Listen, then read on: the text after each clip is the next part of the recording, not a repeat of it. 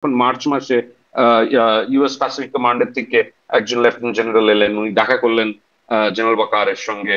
তার আগে, ওনার আসার আগে একটি অ্যাডভান্স টিম এসেছিল আমেরিকার থেকে, আর্মি অফিসার্সদের। তারা Bangladesh army directorate of operations are planning এর সঙ্গে তারা বৈঠক করেছিলেন। তো এগুলো তো নিশ্চয়ই ত্রাণ পৌঁছানোর জন্য করা হয়নি। মিস্টার খলিলুর রহমান, যে ন্যাশনাল সিকিউরিটি অ্যাডভাইজার বাংলাদেশের, উনি নানান সময় নানান স্ট্যান্ড চেঞ্জ করেছেন। প্রথমে হিউম্যানিটেরিয়ান করিডোরটা বলা হয়েছিল রোহিঙ্গিয়া রিপ্যাট্রিয়েশনের সঙ্গে জড়িত, তারপরে সেটা চেঞ্জ হয়ে গেল হচ্ছে রাখাইনে দুর্ভিক্ষ হচ্ছে, সেই জন্য বাংলাদেশের থেকে ত্রাণ পাঠানোর একটা করিডোর হিসেবে রাখাইনের মানুষের কাছে আমরা এটা পৌঁছবো।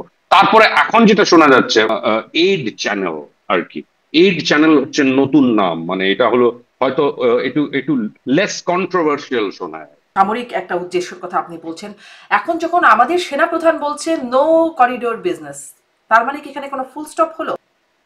আমার মনে হয় যে ফুল স্টপ হওয়াটা ডিফিকাল্ট। যেটা একটা গ্রুপ আর্মির মধ্যে আছে যারা চায় যে এই যে রাখাইনে যে বর্ডারটা, বাংলাদেশ আর মিয়ানমারের যে বর্ডারটা, সেটা একটা মিলিটারি অপারেশনাল জোন হোক।